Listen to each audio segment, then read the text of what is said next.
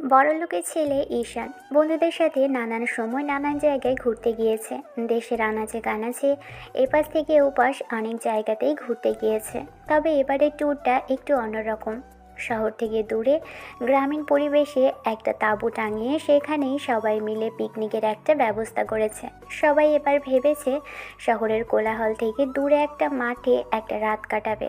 সবাই মিলে অনেক রাত অবধি আড্ডা গান এগুলোই নিয়ে মেতে থাকবে। আর মাঝখানে খাওয়া দাওয়া আর রাতে বারবিকিউ পার্টির ব্যবস্থা আছে। সেজন্যই সবাই আয়োজন করছিল। ঈশান অফিসের কাজের জন্য ম্যানেজারের সাথে কথা বলছিল, কিন্তু বারবার কলটা কেটে যাচ্ছে। এখানে এসেছে পর থেকে দেখছে গ্রামের এই দিকটায় নেটওয়ার্ক তেমন পাওয়া যাচ্ছে না। দুটো সিম চেঞ্জ করেও কোনো কাজ হচ্ছে না। আশেপাশে তেমন কোনো লোকালয়ও দেখা যাচ্ছে না। তবে দূরে কিছু বাড়িঘর মাঠ পেরিয়ে দেখা যাচ্ছে। সেখানে একটা তাঁবু পেতে মাঠের মধ্যে ওরা সব ব্যবস্থা করেছে। সবে মাত্র সন্ধ্যা নেমেছে, এরই মাঝখানে এই চারদিক থেকে অন্ধকারে ঘিরে ধরেছে। মনে হচ্ছে আশেপাশে তেমন কোনো মানুষের চিহ্নটা নেই। অবশ্য এই পিকনিকের প্ল্যানটা ছিল ঈশানের বন্ধু শুভর। ও বলেছিল সব জায়গায় ঘোরাফেরা হয়ে গেছে, দেশের আনাচে কানাচে এমন কোনো জায়গা নেই যেখানে ওদের যাওয়া হয়নি। কাজের ফাঁকে ফাঁকে ঈশান বন্ধুদের নিয়ে সেখানেই ঘুরতে গেছে। কিন্তু এবারের প্ল্যানটা একটু অন্যরকম ছিল। এখানে আসার পর থেকে বাসায় যোগাযোগ করা সম্ভব হচ্ছে না। নেটওয়ার্কটা অনার হচ্ছে না, অনলাইনেও কোনো কথা বলা যাচ্ছে না। এসব বিষয়ে ঈশানের বেশ খানিকটা বিরক্তি লাগছে। তাই ঈশানের বন্ধু মেহেদি ওকে উদ্দেশ্য করে বলতে লাগলো, মেজাজ খারাপ হলে ফোনটা না ভেঙে একটু এগিয়ে যাই সামনের দিকে। ওই বড় রাস্তার উপরে গিয়ে দাঁড়া, ওখানে হয়তো নেটওয়ার্ক পেলেও পেতে পারিস। সেটাই তো, ফাঁকা রাস্তায় গেলে অবশ্য নেটওয়ার্ক পেয়েও যেতে পারিস। ঈশান বন্ধুদের কথা মতো ফোনের ফ্ল্যাশ লাইটটা জ্বালিয়ে দিয়ে এগিয়ে আসতে লাগলো। কিন্তু নেট পাচ্ছে তো ছেড়ে দিচ্ছে। ঈশান পিছনে যে ওদের ফেলে এসেছে সেটাও ভুলে গেছে। ঈশান বারবার আম্মু আর বোনের নাম্বার থেকে কল আসছে, রিসিভ করতে গেলেই কানেক্টিং দেখিয়ে কেটে যাচ্ছে। এবার মেজাজটা সপ্তম আসমানে চড়ে গেল। কিছুটা এগিয়ে আসতেই মনে হলো এবার কিছুটা নেট পেয়েছে, তবে অফলাইনে কল যাচ্ছে না। আর একটু এগিয়ে আসতেই এবার বেশ খানিকটা নেটওয়ার্ক পেল। আম্মু আর বোন ফোন দিয়ে ঝালাফালা করে ফেলছে। 1 মিনিটে ওদের সাথে কথা বলার মতো পরিস্থিতি হয়নি। এবার বেশ খানিকটা দেরি করে কল করলো। ওপাশ থেকে রিসিভ করে আম্মু বেশ খানিকটা উত্তেজিত কণ্ঠে বলতে আরম্ভ করলো, কি হলো? তোমার ফোন এমন বন্ধ দেখাচ্ছে কেন? বারবার করে কল করছি, রিসিভ করছো না, তারপর বারবার করে কলটা কেটে যাচ্ছে। কি এমন ব্যস্ততা তোমার? আম্মু, আর বলো না, এমন একটা জায়গায় এসে থেমেছি যেখানে নেটওয়ার্কও ভালো মতো পাওয়া যাচ্ছে না। আগে যদি জানতাম এরকম কিছু হবে তাহলে কখনোই এখানে আসতাম না। তাহলে আর কি, চলে আসো। এখনও অনেক সময় বাকি আছে, রাত বেশি হয়নি, সবেমাত্র সন্ধানে নেমেছি। এখনই ফিরে আসো। একটা রাতেরই তো ব্যাপার, চলে আসবো কাল দুপুর দুপুর। এসব নিয়ে চিন্তা করো না, আমি ম্যানেজারের সাথে একটু কথা বলে নিই। ওকে এসব বুঝিয়ে দিলেই ও সব ঠিকঠাক করে ফেলবে। এসব ঘোরাফেরা আর এলোমেলো অগোছালোভাবে দৌড়াদৌড়িটা কবে বন্ধ হবে বলো তো? এখনও কি বাচ্চা আছো যে এদিকে ওদিকে বন্ধুদের নিয়ে এসব ঘোরাঘুরি আর রং ঢং করে বেড়াতে হবে? আমি তো আমার কাছে ঠিক মতোই করছি। আম্মু, এত করে বলছো কেন? আর এমন তো না যে আমার জন্য কোনো ক্ষতি হচ্ছে বিজনেসের। আব্বু তো বেশ ভালো করেই দেখেছে যে কাজের প্রতি আমি কত সিরিয়াস। তাছাড়া এটা তো আমার প্রথমবার নয়, এটা আমার অভ্যাস। তুমি যদি জোর করে আমাকে বিয়েও করিয়ে দাও, তারপরও দেখবে এই ঘোরাফেরাটা আমার বন্ধ হবে না। হ্যাঁ, বউকে বাসায় রেখে বন্ধুদের নিয়ে এলোমেলো ঘোরাফেরা করবে, তাতে মেয়েটার ভালো লাগবে? বিয়েটা তো করতে দাও, তারপরে এইসব নিয়ে চিন্তা করে যাবে। তাছাড়া আগে মেয়েটা আসুক, তারপরে এইসব নিয়ে ভাববো। আর আমি কি বলেছি নাকি যে বউকে রেখে বন্ধুদের সাথে ঘুরবো? এতদিন তো বন্ধুদের সময় দিয়েছি, এরপর না হয় বউয়ের সাথে সময় কাটাবো। আম্মুর সামনে এসব আজে বাজে কথা বলতে লজ্জা লাগে না? অসভ্য ছেলে একটা। তোমার আব্বু বাসায় ফিরুক, তারপর আমি তোমার বিয়ের কথা ঠিকই বলবো, দেখো। এখনই সারের মুখে আমাকে কেন ফেলতে চাইছো? কয়েকটা দিন দেরি করো না কেন, তারপর না হয়। এসব কথা আমি শুনতে চাইছি না। বোন মনে হয় কয়েকবার কল দিয়েছিল। তুমি এক কাজ করো, বোনকে একটু ফোনটা দাও, আমি ওর সাথে কথা বলি। বোন পড়তে বসেছি। তুমি এক কাজ করো, রাতের দিকে না হয় একবার কল করো। আম্মু, নেটওয়ার্ক পাচ্ছে না তেমন। আর তুমি কি না বলছো রাতে কল করব?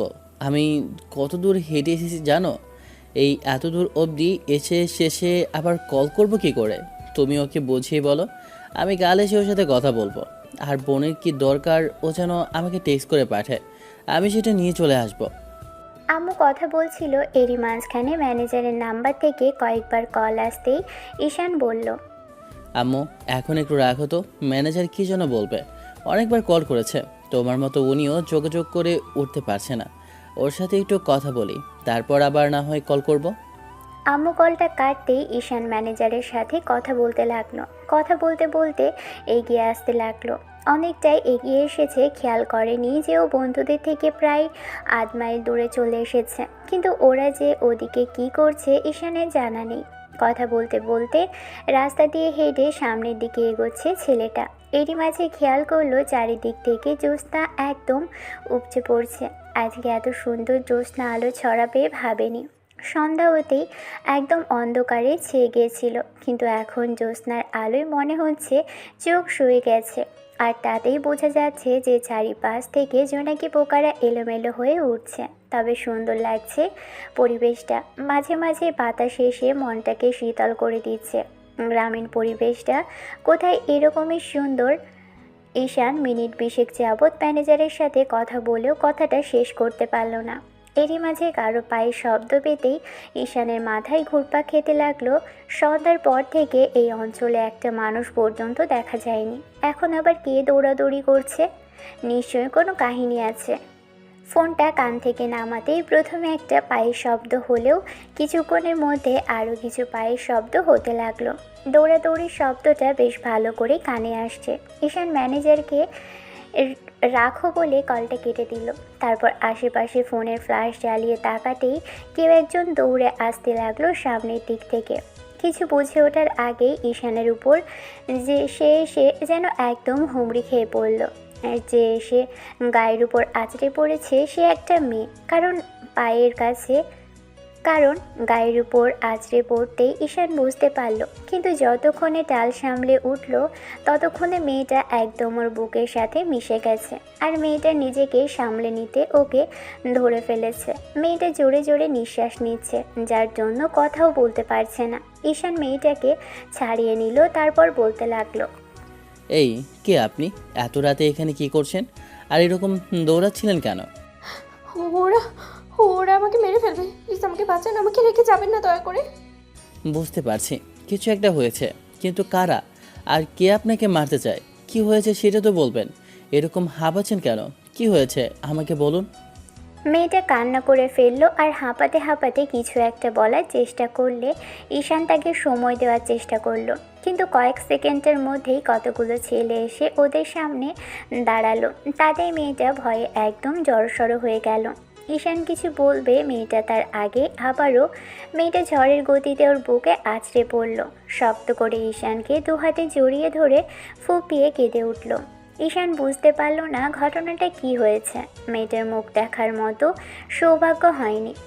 ভালো করে এলোমেলো চুলগুলো দিয়ে মুখটা অনেকটাই আড়াল করে রেখেছিল। কিন্তু যখনই কিছু বুঝে উঠবে তার আগেই এতগুলো ছেলে এসে দাঁড়ালো। ঈশান কিছু বলার আগেই ছেলেগুলোর মধ্যে থেকে একজন বলতে লাগলো, এই তো পেয়েছি। হারামজাদি, কোথায় যাচ্ছিলি পালিয়ে? এই নিয়ে চলোকে, অনেক দূর দূর ঘুরিয়েছে, আজকে তো তোর হচ্ছে। শালি, তোর কত বড় সাহস আমার গায়ে হাত তুলিস? বস তোকে নিয়ে যেতে বলেছে আর তুই কিনা আমাদের দৌড় করিয়েছিস। ঈশান বুঝতে পারল এরা হয়তো মেয়েটাকে চেনে কিংবা অনেক আগে কিছু করছে। তাই মেয়েটার দিকে তাকানোর চেষ্টা করলো, কিন্তু মেয়েটা ওকে ছাড়লো না, উল্টো ওকে জড়িয়ে ধরে কেঁদেই যাচ্ছে। প্লিজ আমাকে বাঁচান, ওরা আমাকে মেরে ফেলবে। আপনি না থাকলে ওরা আমাকে সত্যিই মেরে ফেলবে, আমার সর্বনাশ করে ফেলবে, আমাকে রেখে যাবেন না কোথাও। এই তুই ওকে কি বাঁচাতে বলছিস রে? তুই দেখেছিস আমরা কতগুলো এসেছি, এতগুলো ছেলের সাথে ও পেরে উঠবে? এই যে খোকা, ওকে আমার হাতে তুলে দিয়ে তুই এখান থেকে ফোর। ঈশান কোনো কথা বলল না, ওদের অবস্থা দেখার চেষ্টা করলো। ছেলেগুলোকে দেখে নেশাখোর মনে হচ্ছে, তবে ওদের আকার ইঙ্গিকার অঙ্গভঙ্গি ভালো না। দেখে মনে হচ্ছে বাজে ছেলে। ওদের কাজই হচ্ছে মেয়েদের সাথে উল্টাপাল্টা করা আর এদের সাথে জোর জবরদস্তি করা। এবার ঈশান কিছু বলছে না দেখে মেয়েটা বলতে লাগলো, প্লিজ আমাকে বাঁচান, আমাকে এখানে রাখে যাবেন না। আপনি আমাকে এখান থেকে নিয়ে চলুন। আমি কথা দিচ্ছি আমি আপনাকে কোনো ঝামেলায় ফেলবো না। আমি আপনাকে সবটা খুলে বলবো। আমি কোনো চোর ডাকাত নই। ওরা আমাকে তুলে নিয়ে যাওয়ার চেষ্টা করছিল, ওদের সাথে যেতে চাইনি বলে ওরা জোর করছিল। তখনই ওই ছেলেটা আমাকে জোর করলে আমি ওকে থাপ্পড় মেরেছি, আর তারপরে ওরা আমাকে ধাওয়া করেছে। দয়া করে আপনি আমাকে এখান থেকে নিয়ে চলুন। এজন্য মামানি সেই তখন থেকে দেখছি তোমার হিরোকে অনেক নালিশ করেছো। এবার চলো আমাদের সাথে। এই মালটাকে নিয়ে আয় তো। মেয়েটার কথাতে দ্বিতীয় ছেলেটা এগিয়ে এসে যখনই মেয়েটার গায়ে হাত দিতে যাবে সাথে সাথেই ঈশানোর হাতটা ধরে ফেলল। তারপর ছেলেটার হাতটা মুচড়ে ধরে একদম ঘুরিয়ে ফেলল। সাথে সাথেই ছেলেটা ব্যথায় কুকিয়ে উঠতেই মেয়েটা অবাক হলো ওর এরকম কর্মকাণ্ডে, কারণ ছেলেগুলো চুপচাপ করে আছে দেখে এবার মেয়েটা আস্তে আস্তে ঈশানের বুক থেকে মুখ তুলল। বুঝতে পারলো ঈশান কিছু একটা ধরে রেখেছে। ঈশান মেয়েটাকে জোর করে ছাড়িয়ে নিল।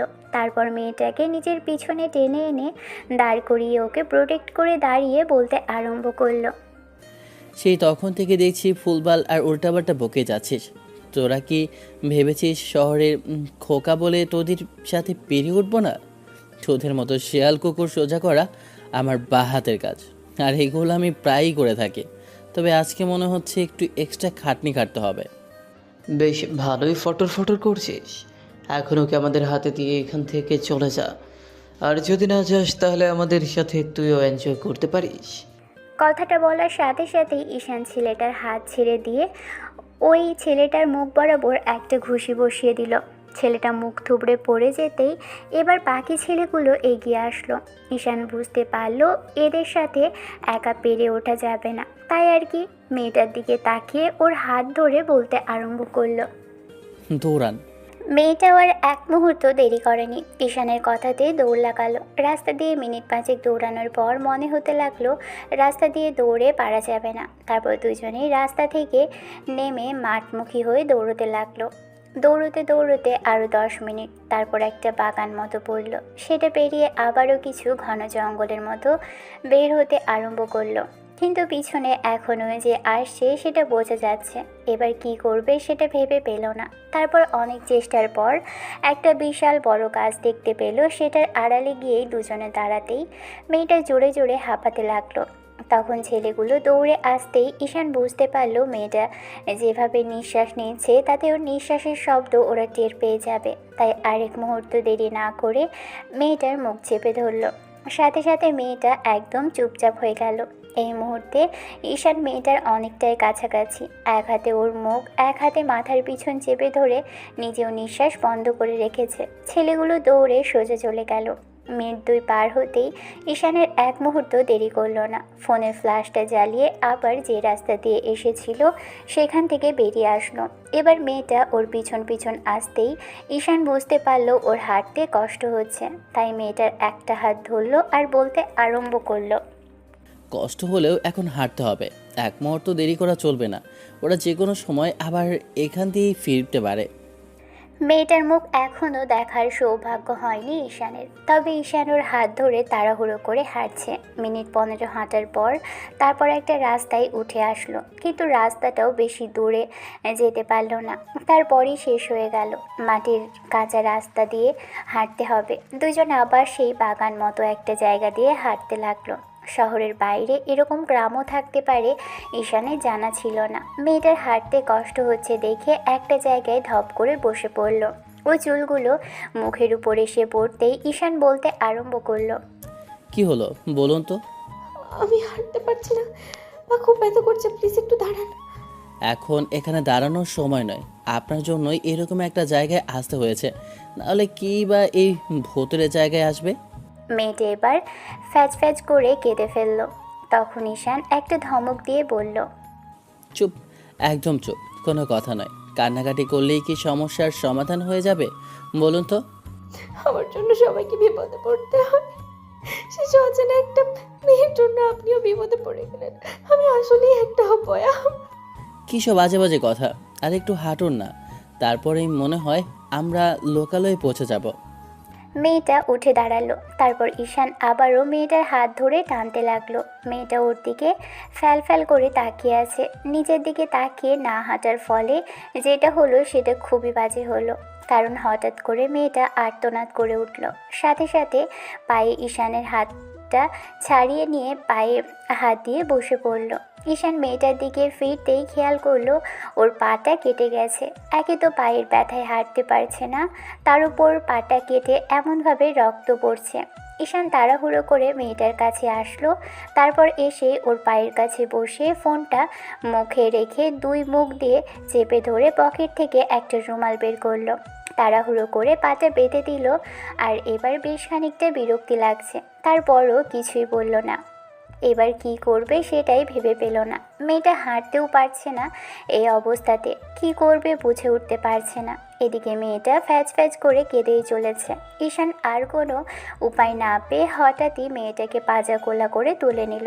অবাক হলো মেয়েটা, অবাকের সপ্তম পর্যায়ে পৌঁছলো। তারপর ঈশান ওকে কোলে নিয়েই হাঁটতে লাগলো।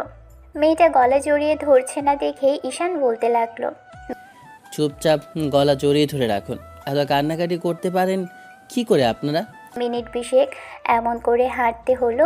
জঙ্গল বাগান অনেক দূর পেরোতে হলো। তারপর অনেকটা রাস্তা হেঁটে আসতেই এরই মাঝখানে ফোনটা বাজতে লাগলো।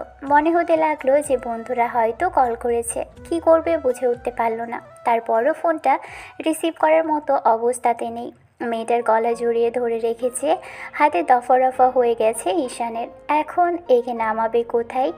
একটু বাদেই একটা রাস্তা মতো উঠে গেছে দেখলো।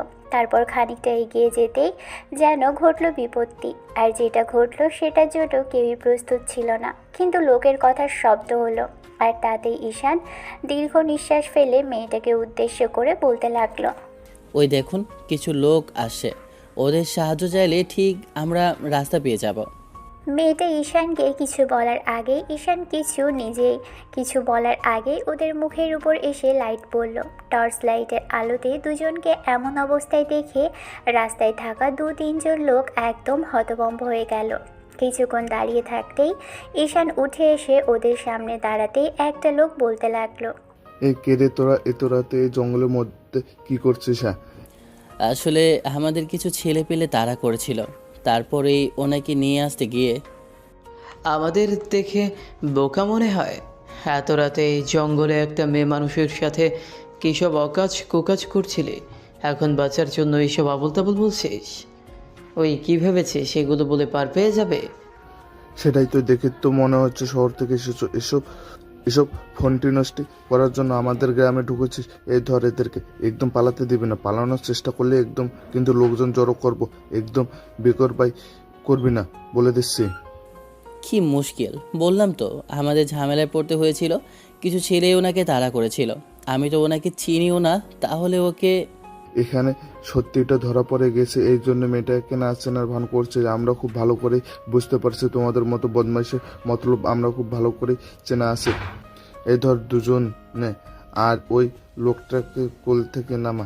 এখানে প্রেমলীলা চালানো হচ্ছে, পোস্টে নষ্ট করে আবার মেয়েটাকে খতম করে এখানে রেখে যাবি। আর কাল এসব জানাজানি হলে খুনিকে খুঁজে পাওয়া যাবে না। তুই কি ভেবেছিস আমরা কিছু জানি না আজকালকার দিনের ছেলেপেলেদের? এই ধর বেটাকে। আপনারা ভুল বুঝছেন, আসলে আমি ওনাকে চিনি না। চেনো না তাহলে ওর সাথে কি করে ফষ্টি নষ্টি করতে এসেছ? রাত বিরেতে একটা পরপুরুষের সাথে এরকম করে ঘুরে বেড়ানো হচ্ছে জঙ্গলে, আর বলছিস চেনো না? তোমাদের মতলব আমাদের খুব ভালো করেই জানা আছে। ওই ওদের মাতাব্বরের কাছে নিয়ে চল, ওদের বিচার হবে। একদম ছাড়বি না। আমাদের গ্রামে এসে সব আজে বাজে আকাশ কুকাশ করা একদম কোনো ছাড় হবে না। কি আজব পাবলিক আপনারা, আমি ওকে চিনিও না। একটা বিপদের হাত থেকে ওনাকে বাঁচালাম, আর আপনি কি না? চিনবে, খুব শীঘ্রই চিনে যাবে। মাতব্বরের কাছে নিলে তারপর দেখবে ঠিকই চিনে যাচ্ছে। মেয়েটা এবার ভয়ে কান্না করে ফেলল। ঈশান মেয়েটার দিকে তাকাতেই ওদের মধ্যে থেকে একটা লোক মেয়েটার হাত ধরে বলতে লাগলো, এই মেয়ে এখন কেঁদে কোনো কাজ হবে না। কি ভেবেছিলি গ্রামের মধ্যে এসব আজে বাজে কাজ করবি? আমরা কেউ টের পাবো না। একে বলে ধর্মের কল বাতাসের নড়ে, চল আমাদের সাথে। ওকে টানাটানি করবেন না, ওর পা কেটে গেছে। লোকটা রাগী চোখে তাকালো। ঈশান কোনো কথা বলল না। মেয়েটাকে লোকগুলো টানতে টানতে নিয়ে যেতে লাগলো।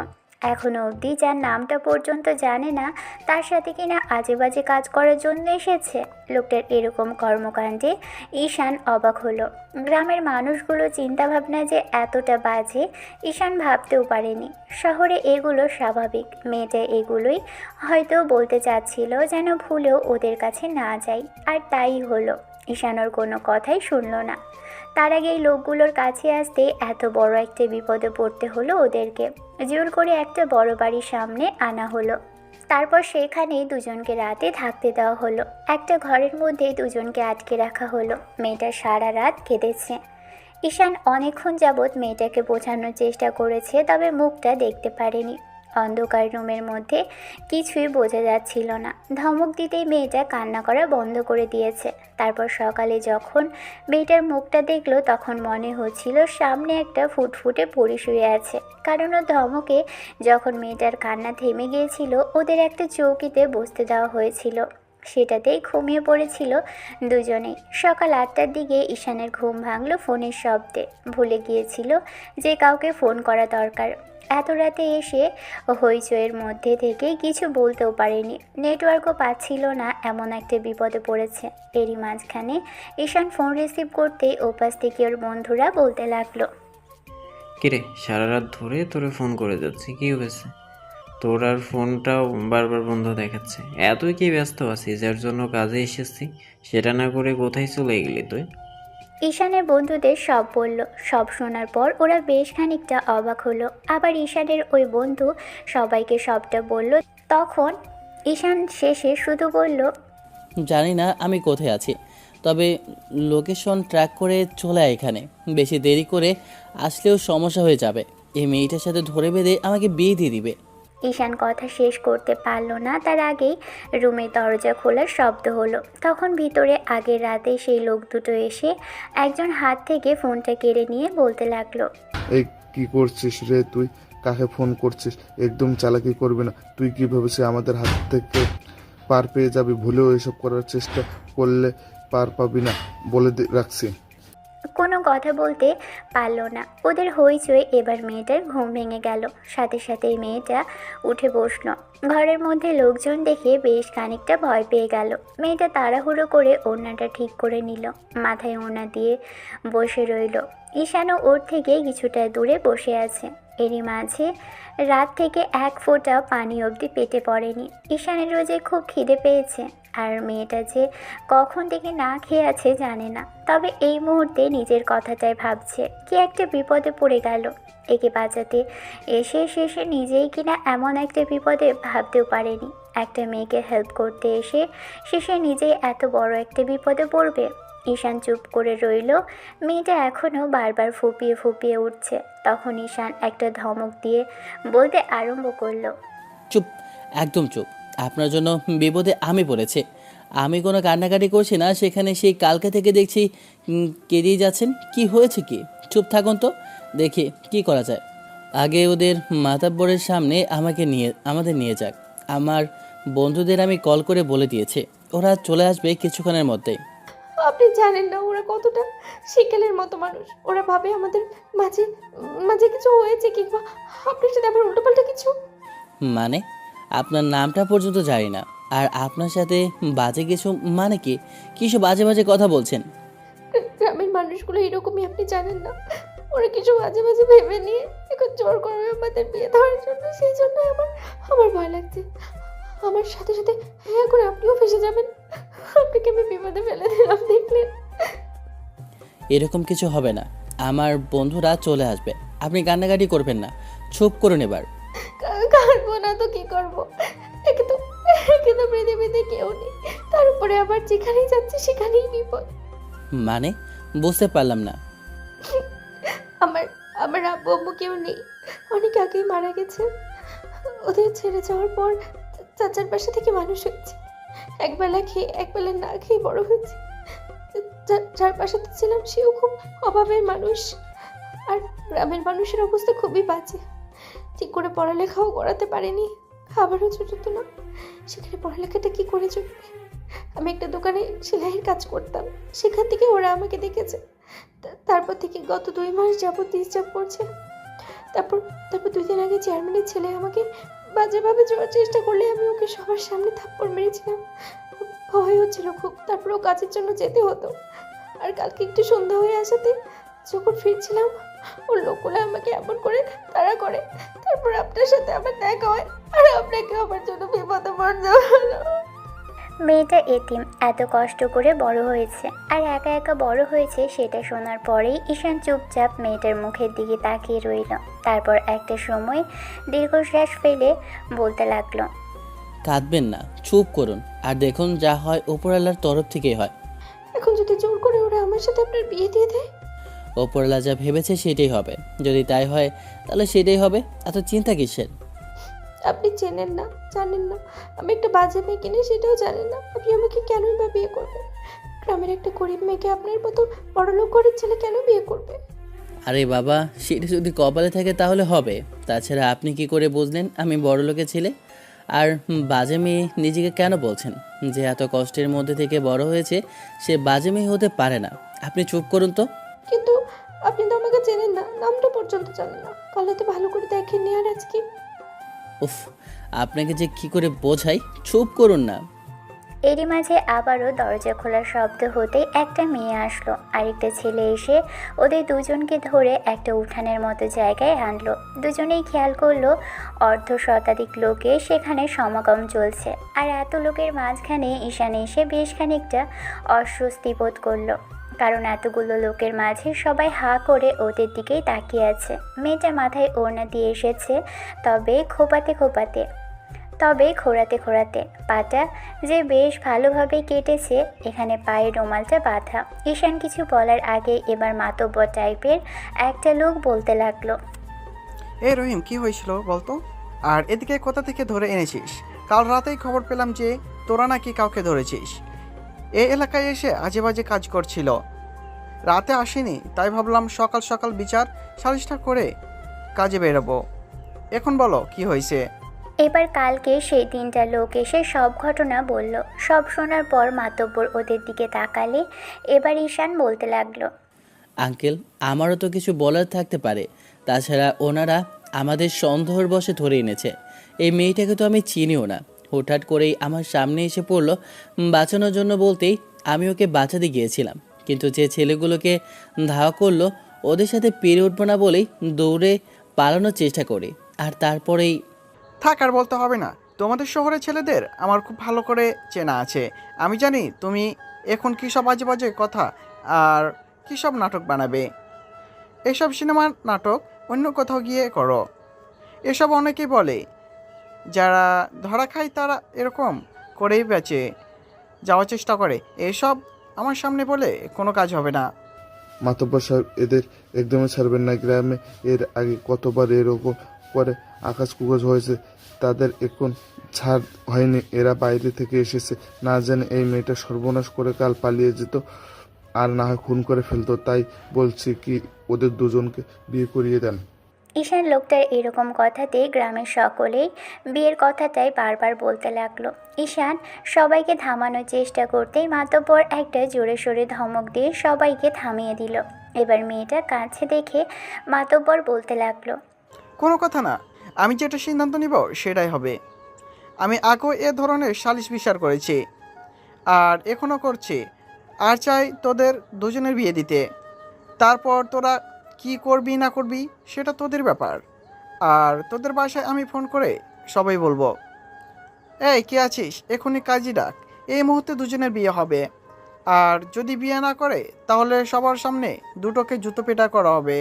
এত বড় একজন সম্মানিত ব্যবসায়ী ছেলে আর একটা মেয়ে কিনা সবার সামনে জুতো পেটে খাবে, সেটা ভেবে ঈশান একটা শুকনো ঢোক গিলল। জীবনে এত বাজে পরিস্থিতির মুখে পড়তে হবে ভাবতে পারেনি। চুপ করে রইল ঈশান। অন্যদিকে মেয়েটা ফুপিয়ে কেঁদে চলেছে। মাতব্বর আরেকটা ধমক দিতেই মেয়েটা মুখে হাত দিয়ে ফোপাতে লাগলো। মিনিট 10 পরেই একজন হুজুর টাইপের লোক আসলো। তারপর আর কি, ঈশানকে জোর করে ধরে বেঁধে মেয়েটার সাথে বিয়ে দেওয়া হলো।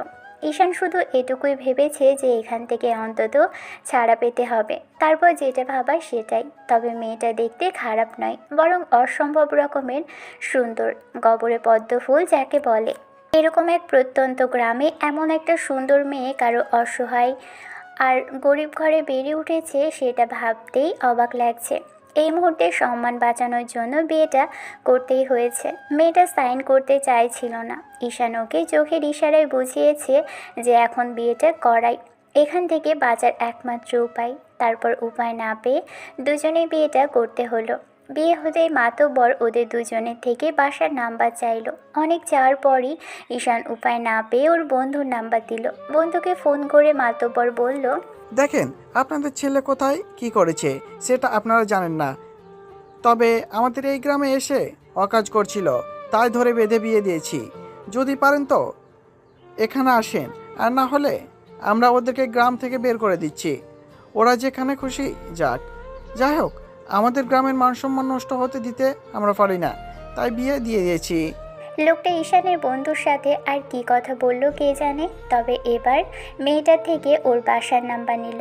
বাসার নাম্বার নিয়েও চাচাকে ফোন করতেই ভদ্রলোককে যখনই ফোন করে সবটা বলল, ভদ্রলোক আধা ঘন্টার মধ্যেই সেখানে চলে আসে আর এসে দেখে তার ভাতিজি এরকম একটা পরিস্থিতিতে। তারপর ঈশানকে পাশে বসে থাকতে দেখে এবার ভদ্রলোক বেশ খানিকটা অবাক হলেও চুপ করে রইলেন। ঈশান ওর বন্ধুদের বারবার কল করতে লাগলো। ওরাও আরও 15 মিনিট পরে আসলো। এরই মাঝে ঈশান দেখেছে মেয়েটা ও চাচার সামনে কান্নাকাটি করে কথা বলছে, বারবার মাফ চাইছে। ভদ্রলোক তেমন কোনো কথা না বললেও এবার ঈশান এসে ওনার সামনে দাঁড়ালো আর বলতে লাগলো, আসলে আঙ্কেল, আমি বুঝতে পারিনি যে ওনাকে কালকে বাঁচাতে গিয়ে এরকম একটা বিপদে পড়তে হবে আমার জন্য। তার উপর দেখুন পা কীভাবে কেটে গিয়েছিল। ওই রকম একটা পরিস্থিতির মধ্যে ওনাকে ফেলে কি করে যেতাম। ভাবতে পারিনি যে সবাই আমাদের এমন করে দেখে জোর করে ধরে বেঁধে এসব আজে বাজে চিন্তা করে বিয়েটা দিয়ে দিবে। কি করব জানি না, তবে ঈশান কথাটা বলতে পারল না, তার আগেই লোকটা দু হাত ঈশানের একটা হাত ধরে ফেললো আর কেঁদে বলতে লাগলো, ছোটবেলা থেকে ওকে মানুষ করতে পারিনি, আর ওর বাবা মারা যাবার পর কিছুদিন বাদে ওর মাটাও মরে গেল। অভাবে সংসারে নুন আনতে পান্তা ফুরাতো। এক বেলা খেয়ে তো আরেক বেলা না খেয়ে ওকে মানুষ করেছি, পড়াতে পর্যন্ত পারিনি। বলছি কি যে তুমি যদি দয়া করে এই বিয়েটাকে মেনে নাও, আমার মেয়েটাকে যদি তোমার সাথে নিয়ে যাও, আমি চাচা হিসাবে তোমার কাছে হাত জোর করে বলছি। অনেক কষ্ট পেয়েছে মেয়েটা, দেখছোই তো এরকম একটা পরিস্থিতিতে সারা জীবন কষ্ট করে এসে এরকম গ্রামে এরকম লাঞ্ছনা গঞ্জনার মুখোমুখি হবে। গ্রামের মানুষ সম্পর্কে তুমি জানো না বাবা, দয়া করে ওকে তুমি এখান থেকে নিয়ে যাও। আমার উপর যত ঝড় ঝাপটা আসুক, মেয়েটার উপর আমি চাইছি না আর কোনো কিছু ঝামেলা হোক। বিয়ে যখন হয়েছে শরিয়া মোতাবেক, এখন তোমরা স্বামী স্ত্রী। দয়া করে আমার মেয়েটাকে এখান থেকে নিয়ে যাও, আর কখনো এখানে এসো না। ঈশানের হাত ধরে লোকটা কান্নাকাটি করতে লাগলো। এরই মাঝে বন্ধুরা এসে উপস্থিত। ভাগ্যিস এসেছিল, কিন্তু আসলো অনেক দেরি করে ফেললো। ওরা বিষয়টা জানতে পারলো এখনও গ্রামের অনেক লোকই সেখানে আছে। ঈশানের বন্ধুরা এসে দাঁড়িয়ে সবটা জিজ্ঞেস করতে তখন ঈশান বলতে লাগলো, আসলি তো আসলি দেরি করে, আর এসেও বা কী করতি? তোরা আসলেও তোরা বিপদে পড়তি।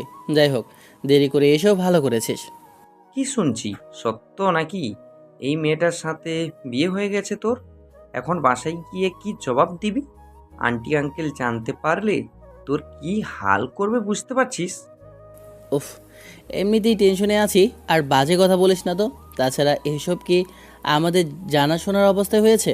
কাল ওনাকে বাঁচাতে গিয়ে এরকম একটা পরিস্থিতিতে পড়েছে। মেয়েটা আবারও ফুপিয়ে কেঁদে উঠল। এরই মাঝখানে মেয়েটা চাচাও কেঁদে যাচ্ছে আর কথাগুলো বলে যাচ্ছে। ঈশান ওনাকে আশ্বস্ত করলো, কাঁধের উপর হাত রেখে বলতে লাগলো, আঙ্কেল, আপনি কান্নাকাটি করবেন না। আমি কথা দিয়েছি আপনার মেয়েকে আমি দেখে রাখবো। আপনি নিশ্চিন্তে থাকতে পারেন। ওর গায়ে যেহেতু আঁচ লাগতে দেব না বলে বিয়েটা করেছি, তাহলে আর একটা কথা ওর কান অবধি পৌঁছাবে না। আমি ওকে এখান থেকে নিয়ে যাব। কি বলছিস কি? ওকে নিয়ে বাসায় গেলে আন্টি আঙ্কেল তোর কী অবস্থা করবে একটাবার ভেবেছিস? একমাত্র ছেলে বিয়ে হয়েছে, তাও আবার ওরা জানে না। চুপ থাকো তো, এমনিতেই টেনশনে মরে যাচ্ছে। আরও টেনশন বাড়ানোর জন্য আজেবাজে সব কথা বলেই যাচ্ছিল। পরি মেয়েটা ফুপিয়ে কেঁদে উঠল। ঈশান ওকে থামানোর চেষ্টা করলে মেয়েটা থামলো না, নিজেই বলতে লাগলো। এর থেকে তো কাল রাতে ওরা আমাকে মেরে ফেলেও সবকিছু শেষ হয়ে যেত, অন্তত আমার জন্য আর কাউকে বিপদে পড়তে হতো না। এসব কথা বলতে হয় না মা, উপরওয়ালা যা কপালে রেখেছে সেটাই হবে। জামাই বাবাজি তোমাকে নিয়ে যাবে, অনেক ভালো থাকবি তুই। তুই এরপর থেকে আর কোনো কষ্ট পাবি না, দেখিস। এই মেয়ে চুপ, একদম চুপ। আর একটা বাজে কথা নয়, কালকে থেকে দেখছি এসব আজে বাজে কথা বলেই যাচ্ছেন আর কান্নাকাটি করে যাচ্ছেন। একদম চুপ থাকুন। আপনি আমার দায়িত্ব। আপনাকে বিয়ে যখন করেছি তখন আমার সাথে যেতে হবে আপনাকে। না না, আমি আমি কোথাও যাব না। আপনার বাসায় কেউ আমার জন্য আপনাকে অনেক ঝামেলা পড়তে হবে। আমি এখানেই থাকবো, আর যদি মরি এখানেই। ঈশান একটা জোরে ধমক দিতেই মেয়েটা কেঁদে উঠল। ঈশান কি করবে বুঝে উঠতে পারছে না। গ্রামের লোকজন কী সব বলাবলি করতে লাগলো। শুভ বেশ খানিকক্ষণ ভেবে ঈশানকে উদ্দেশ্য করে বলতে লাগলো। যাই হয়ে যাক না কেন, এখন অন্তত আমাদের এখান থেকে যেতে হবে। লোকজনের ভিড় দেখেছিস, আস্তে আস্তে বাড়ছে। বেশি বেগরবাই করলে আবার ঝামেলা হবে। ঈশানও আর বেশি দেরি করলো না। গ্রামের মানুষের এসব আজে বাজে কথা থেকে বাঁচতে এবার ভদ্রলোক হঠাৎ মেয়েটার চাচাকে বিদায় দিয়ে ওরা গাড়িতে উঠল। ঈশান মেয়েটার সাথে পিছনের সিটে গাড়িতে বসে আছে। মেয়েটা আসতে চাইছিল না। ঈশানও তখন হাত ধরে জোর করে টেনে মেয়েটাকে গাড়িতে উঠিয়েছে। এবার ঈশানের মনে হতে লাগলো যাকে বিয়ে করলো তার নামটা অবধি জানে না, একবারও জিজ্ঞেস করা হয়নি। মেয়েটা এখনও কেঁদেই যাচ্ছে দেখে ঈশান একটা টিস্যু ওর দিকে এগিয়ে দিল। মেয়েটা চোখে জল নাকে জল করে নিল। ঈশান বলতে আরম্ভ করলো। এই মেয়ে, কান্না ছাড়া আর কিছু পারো না? এবার অন্তত চুপ করো। আর তোমার নামটা কি বলো তো? মেয়েটা চোখ বড় বড় করে ওর দিকে তাকাতেই ঈশান একটু হাসার চেষ্টা করে আবার বলতে লাগলো। দেখে শুনে তোমার সাথে বিয়ে হয়নি, এমন তো না যে তোমার সাথে আমার আগে থেকে পরিচয় ছিল, যে তোমার সম্পর্কে সবটা জানবো। এমন ভাব করছো যেন তুমি আমার পরিচয়, আমার গোষ্ঠী শুধু সব কিছু জানো। মেয়েটাকে ঈশান প্রথমে আপনি করে বললেও এখন তুমি করে বলছে। মেয়েটা বেশ খানিকটা সময় নিয়ে বলতে লাগলো। পড়ি। পরি কথাটা শোনার সাথে সাথেই গাড়ির সামনে বসে থাকা ঈশানের দুই বন্ধু লুকিং গ্লাসের চোখ বড় বড় করে তাকালো, কারণ আসলে নামের মতোই মেয়েটা আসলেই পরি। ঈশান এবার মেয়েটার মুখটা নিজের দিকে ঘোরালো জোর করে, টিস্যু দিয়ে মুখটা মুছে দিয়ে বলতে লাগলো। বড় লোকের ছেলের বউ হয়েছ, এত কান্নাকাটি করলে চলবে না, অনেক স্ট্রাগল করতে হবে। এবার চুপ করো। ওরা ঘন্টা দুই গাড়ি চালিয়ে তারপর শহরের মধ্যে প্রবেশ করতে ঈশানের মনে হলো মেয়েটার পাটা কেটে গেছে অনেকখানি। কাল রাতে এমন একটা পরিস্থিতির মধ্যে পড়াই সেটা ভুলে গিয়েছিল। পাটা ব্যান্ডেজ করা দরকার। তাই ওর বন্ধুকে উদ্দেশ্য করে বলল। একটা হসপিটালে চল, ওর পা কেটে গেছে কাল রাতে, অনেকখানি কেটেছে, ব্যান্ডেজ না করলে প্রবলেম হবে। মেয়েটা কিছু বলতে যাবে তার আগেই ঈশান রাগী চোখে তাকালে ও মাথা নিচু করে ফেলল। ওরা আরও মিনিট পাঁচেক পর একটা হসপিটালের সামনে আসতেই ঈশান হাত বাড়িয়ে দিল মেয়েটার দিকে। পরি আসার চেষ্টা করলো, তবে পায়ে ব্যথা পেল। ঈশান বুঝতে পারল এমন করে কাজ হবে না। পরীকে পাজা কোলা করে তুলতেই মেয়েটা ভয় পেয়ে গলা জড়িয়ে ধরল। এখন কেমন ফুপিয়ে যাচ্ছে। ঈশান একটা ধমক দিতেই মেয়েটা চুপ করলো, আর ঈশানের একটা বন্ধুকে উদ্দেশ্য করে বলতে লাগলো। সত্যি করে বলতো, ভাবির সাথে কি তোর আগে কখনো পরিচয় ছিল, নাকি কালকে দেখা? আর বিয়ে করতে না করতে এত ভালোবাসা তৈরি হওয়ার কথা না। ঈশানের বন্ধুদের কথায় পরি লজ্জা পেল। ঈশান ওদের দিকে রাগী চোখে তাকালে ওরা ফিক করে হেসে দিল। ঈশান মেয়েটাকে নিয়ে একদম হসপিটালে একটা ডক্টরের চেম্বারের সামনে আসতেই ওর একটা বন্ধু গিয়ে ডক্টরের সাথে কথা বলে ওদের একটা কেবিনে গিয়ে বসতে বলল। মিনিট 15 বসে থাকার পর ডক্টর এসে পাটা দেখে একটা ইঞ্জেকশন পুশ করলো। তারপর ব্যান্ডেজ করে কিছু মেডিসিন লিখে দিল। ঈশান ওর একটা বন্ধুকে ইশারা করতেই সে গিয়ে মেডিসিন নিয়ে আসলো। ঈশান আবার মেয়েটাকে কোলে তুলল, তারপর নিচে এসে গাড়িতে বসিয়ে দিয়ে একটু বাদে ওরা বাসার উদ্দেশ্যে রওনা দিল। আরও মিনিট 10 পরেই বিলাসবহুল এক বাড়ির সামনে এসে গাড়িটা থামতেই ঈশান পরীকে উদ্দেশ্য করে বলতে লাগলো। পরি নামো, তোমার শ্বশুরবাড়ি চলে এসেছো। শোনো, আম্মু একটু রাগে, প্রথমে সিনক্রেট করতে পারে, এ নিয়ে কান্নাকাটি করা যাবে না। আমি আছি, তোমাকে কিছু বলতে হবে না, যা বলার আমি বলবো। ঈশানের এমন কথাতে মেয়েটা আরও ভয় পেয়ে গেল। ঈশানের বন্ধুরা ওদের আশ্বাস দিল যে ওরা আছে। ঈশান পরীকে কোলে করে নামালো, তারপর বাসার সামনে নিয়ে গিয়ে দাঁড় করিয়ে দিল। আম্মুর সামনে এই অবস্থাতে কোলে করে রাখলে হয়তো লজ্জায় পড়তে পারে। বাসার কলিং বেল দিতেই কিছুক্ষণ বাদে কাজের লোক এসে দরজা খুলে দিল। তারপর তাদেরকে দাঁড়িয়ে থাকতে দেখে ঈশান আম্মুকে ডাকাডাকি করতে লাগলো। মিনিট খানেক পরে এক ভদ্রমহিলা এগিয়ে এসে সাজসজ্জল চেহারা নিয়ে ওদের সামনে দাঁড়ালো, কিন্তু ওনার হাসিটা উড়ে গেল পাশে দাঁড়িয়ে থাকা মেয়েটাকে দেখে। আম্মু কিছু বলতে যাবে তার আগে ঈশান বলতে লাগলো, আম্মু, ছেলের বউ নিয়ে এসেছি, দেখো তো কেমন হয়েছে। ঈশানের কথাতে আম্মু যেন আকাশ থেকে পড়ল। এবার ঈশান পরীকে উদ্দেশ্য করে বলতে লাগলো, পরি, এটা তোমার শাশুড়ি আম্মু, সালাম করো। মেয়েটা খুঁড়িয়ে খুঁড়িয়ে এগিয়ে এসে যখনই পায়ে হাত দিয়ে সালাম করতে যাবে, আম্মু পা সরিয়ে নিল আর বলতে আরম্ভ করলো, আমার সাথে এসব বিষয় নিয়ে মস্কারি করো না।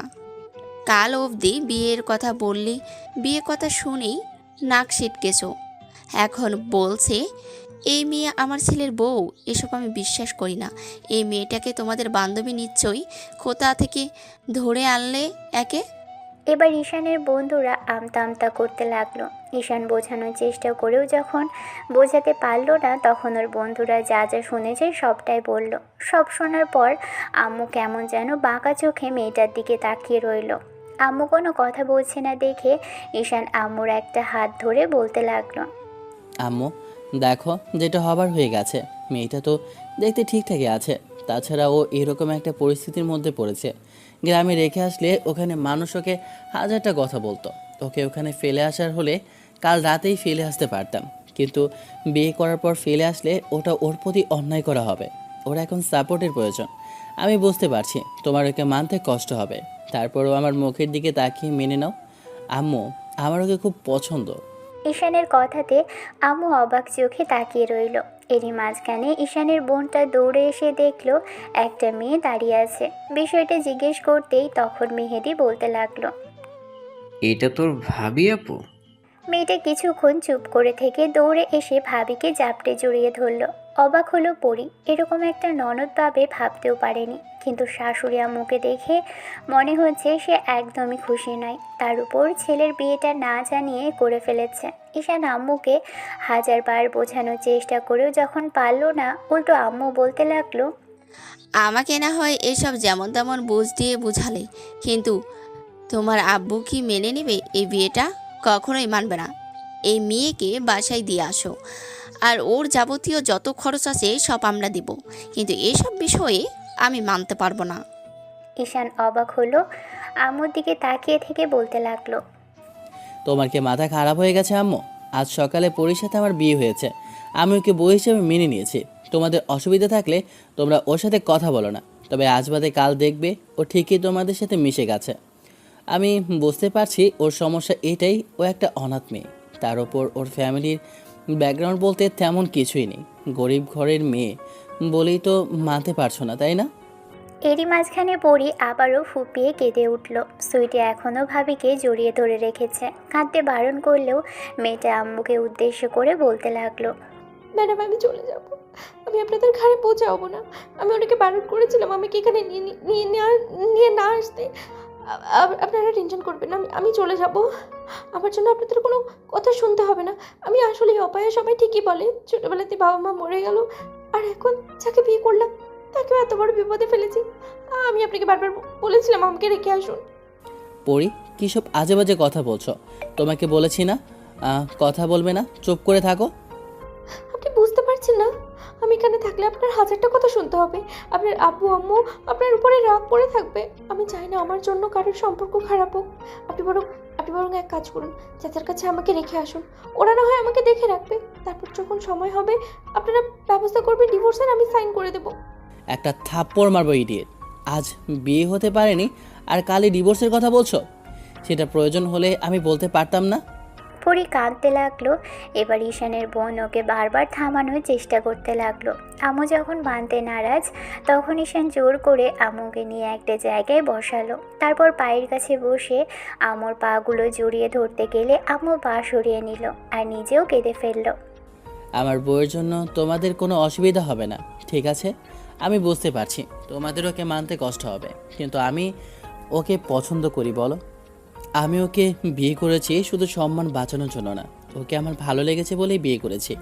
আর এমন একটা ভদ্রসভ্য মেয়েকে বউ হিসেবে কে না পেতে চায় বলো?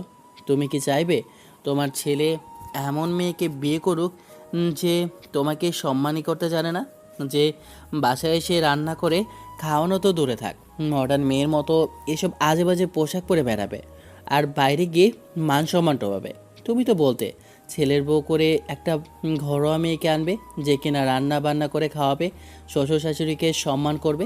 পরি গরিব ঘরে, কিন্তু দিন শেষে দেখবে ও ঠিকই তোমাদের ভালোবেসে আগলে রাখবে। আম্মু, আমি কথা দিয়েছি আমার বউয়ের জন্য তোমাদের কোনো সমস্যা হবে না। সবার আগে তোমার আব্বুর সাথে কথা বলো।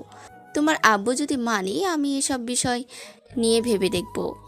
আম্মু রুমের দিকে চলে যেতেই ঈশান একটা দীর্ঘ নিঃশ্বাস ফেললো। মেয়েটার কাছে আসতেই মেয়েটা আজে বাজে সব কথা বলতে লাগলো।